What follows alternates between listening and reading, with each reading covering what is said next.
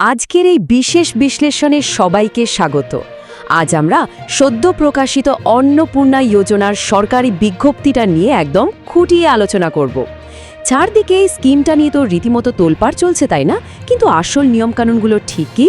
আজকের এই বিশ্লেষণে আমরা সরকারি নির্দেশিকার প্রতিটি দিক খুব সহজভাবে ভেঙে বোঝার চেষ্টা করব। কারা এই মেগা স্কিমের সুবিধা পাবেন আর কারা পাবেন না, সেই পুরো ছবিটা আজ একদম জলের মতো পরিষ্কার হয়ে যাবে। চলুন এক নজরে দেখে নিই আজ আমরা ঠিক কি কভার করতে চলেছি।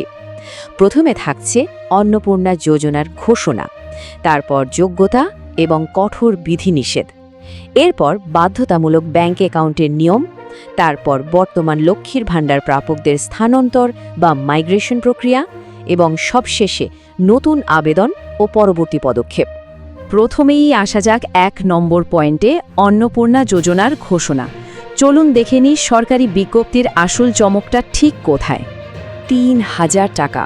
হ্যাঁ, এই সংখ্যাটাই কিন্তু এখন সবার মুখে মুখে ঘুরছে।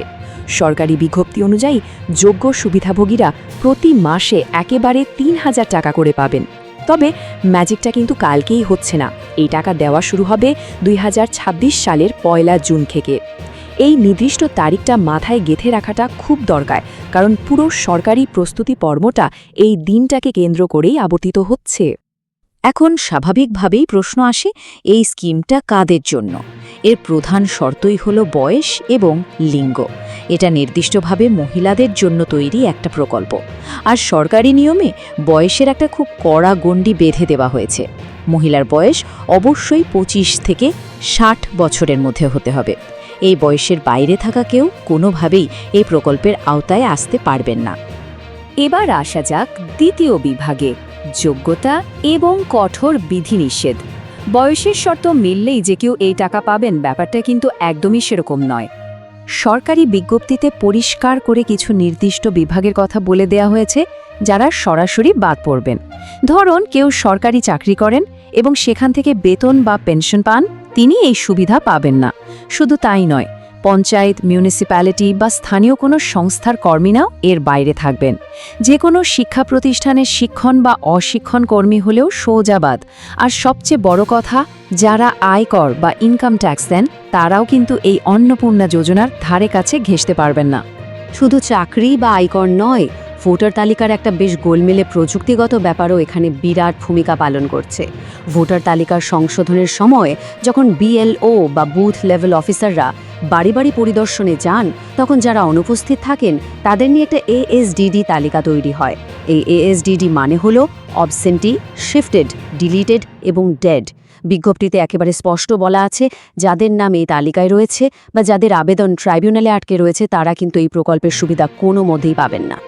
এবার আসি তৃতীয় বিভাগে, বাধ্যতামূলক ব্যাংক অ্যাকাউন্ট নিয়ম। সুতরাং সবচেয়ে গুরুত্বপূর্ণ বিষয়টা হলো আর্থিক লেনদেনের প্রক্রিয়াটা ঠিক কিভাবে কাজ করবে। টাকাটা ঠিক মানুষের কাছে পৌঁছানোর জন্য একটা পরম প্রয়োজনীয় শর্ত দেওয়া হয়েছে। ব্যাংক অ্যাকাউন্টটা অবশ্যই সুবিধাভোগী মহিলার নিজের নামে হতে হবে। স্বামীর নামে বা অন্য কারোর সাথে জয়েন্ট অ্যাকাউন্ট দিলে একেবারেই চলবে না। শুধু তাই নয়, সেই ব্যাংক অ্যাকাউন্টস নম্বরের সাথে আধারের লিঙ্ক থাকাটা ১০০% বাধ্যতামূলক। আধার লিঙ্ক নেই তো টাকাও নেই, একদম সোজা হিসেব। আচ্ছা, শুধু আধার লিঙ্ক থাকলেই কি কেল্লাফাতে? একদমই না। ব্যাংক অ্যাকাউন্টে কি অবশ্যই ডিবিটি সক্রিয় হতে হবে। এই ডিবিটি বা ডাইরেক্ট বেনিফিট ট্রান্সফার নামটা বেশ গালভরা হলেও ব্যাপারটা আসলে খুব সাধারণ। এটা হলো এমন একটা প্রযুক্তিগত মাধ্যম যার সাহায্যে সরকারি টাকা সরাসরি উপভোক্তার অ্যাকাউন্টে ট্রান্সফার করা হয়। যদি অ্যাকাউন্টে এই সিস্টেমটি অ্যাক্টিভ না থাকে, তবে ট্রানজ্যাকশন ফেল করবে। তাই আগে ভাগেই ব্যাংকে গিয়ে এই ডিবিটি লিঙ্কটা করিয়ে রাখা বা চেক করাটা একেবারে মাস্ট। চতুর্থ বিভাগ, লক্ষ্মীর ভাণ্ডার থেকে স্থানান্তর। যারা বর্তমানে লক্ষ্মীর ভাণ্ডার পাচ্ছেন, তাদের ক্ষেত্রে এই নতুন নিয়মগুলো কিভাবে কাজ করবে, এটাই কিন্তু এখন সবচেয়ে বড় চর্চার বিষয়। এখন এই বিষয়টা নিয়ে সবচেয়ে মজার দিকটা হলো, অনেকের একটা বদ্ধমূল ধারণা ভেঙে যাওয়া। অনেকেই ধরে নিয়েছেন যে যারা লক্ষ্মীর ভাণ্ডার পাচ্ছেন, তারা এমনিতেই স্বয়ংক্রিয়ভাবে নতুন স্কিমের টাকা পেতে শুরু করবেন। কিন্তু বিজ্ঞপ্তির নিয়ম কি বলছে? উত্তরটা হলো না, সকলেই অটোমেটিকভাবে ট্রান্সফার হবেন না। এই স্থানান্তর প্রক্রিয়াটা একটা অত্যন্ত কড়া ভেরিফিকেশন বা যাচাইকরণের মধ্যে দিয়ে যাবে। ব্যাপারটা একটু গুছিয়ে বলি। ধরা যাক একজন মহিলা বর্তমানে লক্ষ্মীর ভাণ্ডার পাচ্ছেন, কিন্তু তিনি আবার ইনকাম ট্যাক্সও দেন। সেক্ষেত্রে নতুন অন্নপূর্ণা যোজনার নিয়ম অনুযায়ী তিনি সঙ্গে সঙ্গে বাতিল হয়ে যাবেন। অর্থাৎ পুরনো সুবিধাভোগীদেরও এই নতুন এবং কঠোর শর্তগুলোর পরীক্ষায় নতুন করে পাশ করতে হবে। তো এই যাচাইকরণের এত বড় কাজটা কারা করবেন? এর জন্য প্রশাসনিক স্তরটাকে খুব সুন্দর করে ভাগ করে দেওয়া হয়েছে। গ্রামীণ এলাকার ক্ষেত্রে এই ভেরিফিকেশনের পুরো দায়িত্ব সামলাবেন ব্লক ডেভেলপমেন্ট অফিসার বা বিডিও, আর অন্যদিকে শহরাঞ্চলের মানুষদের ক্ষেত্রে এই দায়িত্ব বর্তাবে সাব ডিভিশনাল অফিসার বা এসডিওর কাঁধে। চলুন সামনের দিকে এগোই আর দেখি পুরো ব্যাপারটা কিভাবে ধাপে ধাপে কাজ করে। একটা নাম কিভাবে চূড়ান্ত তালিকায় স্থান পায় তার একটা পরিষ্কার রূপরেখা এখানে দেওয়া হলো। প্রথম ধাপে বিডিও বা এসডিও সমস্ত প্রাথমিক তথ্য যাচাই করবেন। দ্বিতীয় ধাপে তারা প্রত্যয়ন বা সার্টিফাই করবেন যে আবেদনকারী আসলেও যোগ্য কিনা। এরপর সেই রিপোর্ট সোজা চলে যাবে ডিস্ট্রিক্ট ম্যাজিস্ট্রেট বা কলকাতা মিউনিসিপ্যাল কর্পোরেশনের কাছে।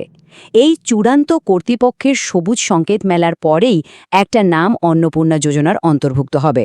প্রসেসটি কিন্তু বেশ লম্বা। পঞ্চম এবং শেষ বিভাগ, নতুন আবেদন এবং পরবর্তী পদক্ষেপ। যারা বর্তমানে লক্ষ্মীর ভাণ্ডার ব্যবস্থার মধ্যেই নেই, তাদের জন্য কি উপায় রয়েছে? সামনের দিনের রোডম্যাপটা ঠিক এরকম। বর্তমানে আমাদের এই বিজ্ঞপ্তি এবং এর কড়া নিয়মগুলো সম্পর্কে ভালোভাবে ওয়াকিবহল হতে হবে।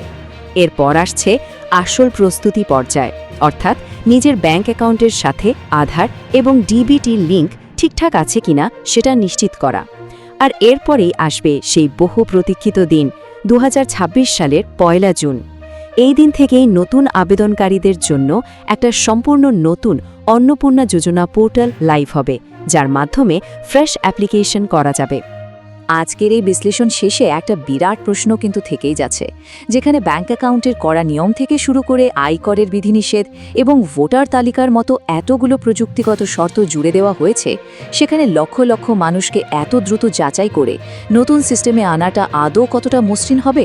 এই বিশাল লজিস্টিক্যাল বাধা পেরোনো কতটা সময় সাপেক্ষ হতে পারে? পুরো বিষয়টি এখন নির্ভর করছে প্রশাসনিক তৎপরতার উপর। আজকের মতো এই বিশ্লেষণ এখানেই শেষ করছি। এই নিয়মগুলো ভালোভাবে বুঝে রাখা আগামী দিনের জন্য অত্যন্ত জরুরি।